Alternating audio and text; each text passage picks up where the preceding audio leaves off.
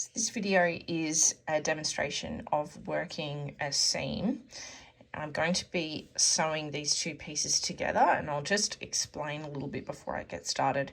So here is a piece, it's actually two squares that I have seamed together along the raw edges. So this is a foundation row here, and so is this. So both of the edges were raw, and I have sewn a seam along there, which you might be able to just see with two bumps along the sides. Now I want to sew this to this, essentially folding this down. Okay, now I've had to adapt this method from a method that is in the Japanese book, The Basic of Tunisian Crochet for Beginners, which has a really good array of seaming methods. I just want to explain what these pieces of yarn are here. So this is from the starting chain of this piece. We can ignore that one. Now over here are two yarn ends essentially.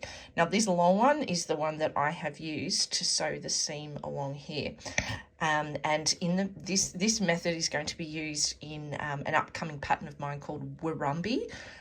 This is the essentially the base seam of a sleeve, and the seam that I'm demonstrating here is the side seam of Warumbi, which goes under the armpit, and imagine that this is the bottom of the torso here. Now I've had to adapt this method because we're essentially going to be working upside down. So this is the last edge stitch of this square, and this is the first edge stitch over here. Now in the book, it shows seaming on this side, and there is a difference, which is why I've had to adapt it a little bit. Now, as I said, in Warumbi, you would continue using this long thread that's here. This shorter one is just the loose end from this square when I've finished cutting it off. Now I'm going to use a different color just to make it really clear about what we are going to be doing. Okay, so let's just ignore these gray little bits here. I'm going to turn this around, okay, and we're going to start. I've got this darker color here. We're going to start on this side.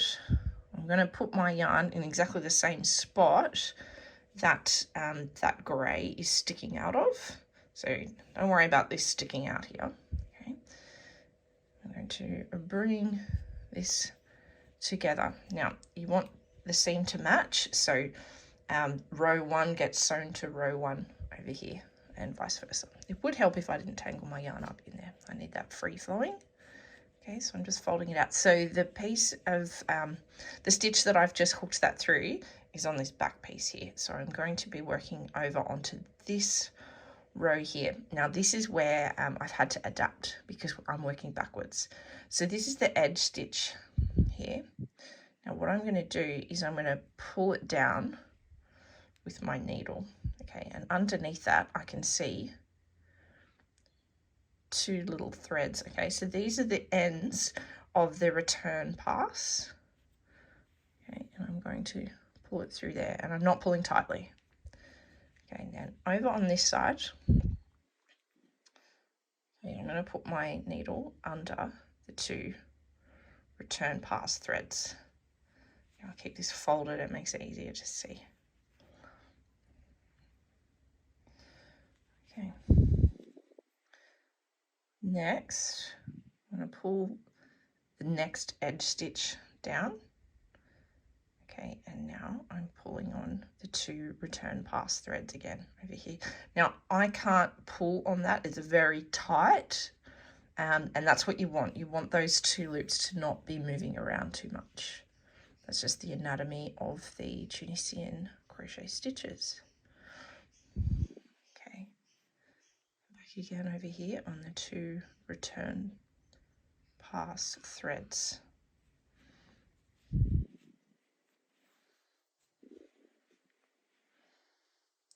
Sorry, I've moved my hands around a bit. Okay, I've only got 9 rows on this, so I'll do the whole seam so that you can see it.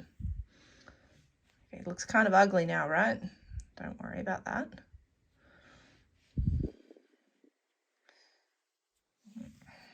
Sorry, it's focusing in and out on my hands as I move them. Okay, And so we're working on the next stitch that I haven't worked in yet. So there's the loops of the edge. Just gonna pull it down so I can see in behind it.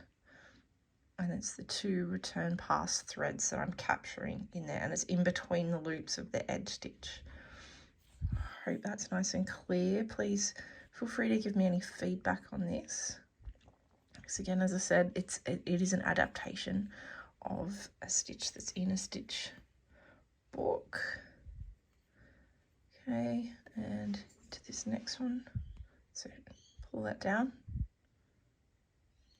Pick up the 2 return pass threads.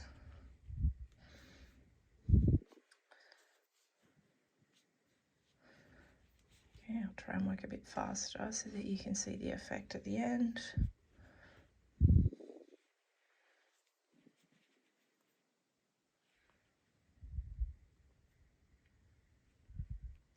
Now I'm using 12 ply yarn here, it's quite thick. So if you're working in something like 4 ply, which in Warumbi you will be, you may need to tease your loops out of your edge stitches so that you can see them. My recommendation is just work slowly, do a little bit at a time.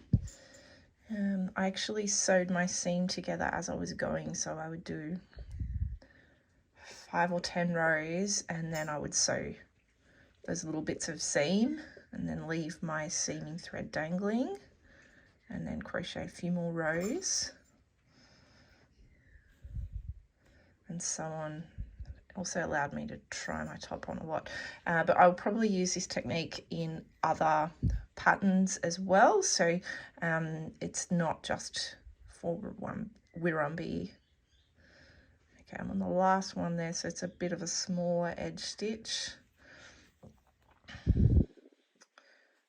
And see, I've got no more to work into, so we'll just neaten that at the very end.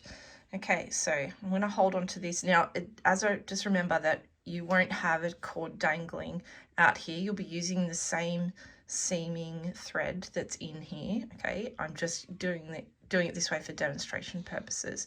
And look, on Warumbi, you won't be working on a right angle like this either. It will be more like this. Okay, it's just the method that I'm showing you, okay? So gentle, gentle, gentle pulling. And look, starting to not see the darker thread so much.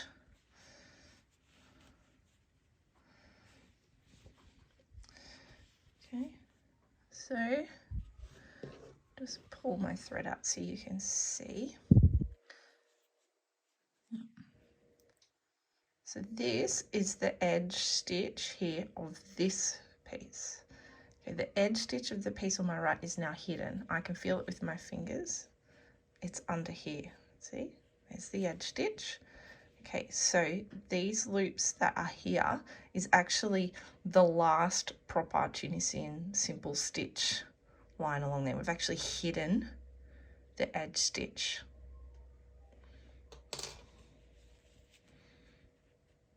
Okay.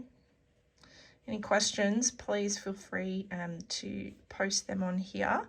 And I do recommend that you experiment with this. Even for this video, I experimented quite a few times just to get it back into my head again on how to do it. So just take your time, be patient, and this is actually really easy to undo. If you're working loosely, even if you're not, look, I'm going to pull this out now. Look, pull, pull, pull, gone.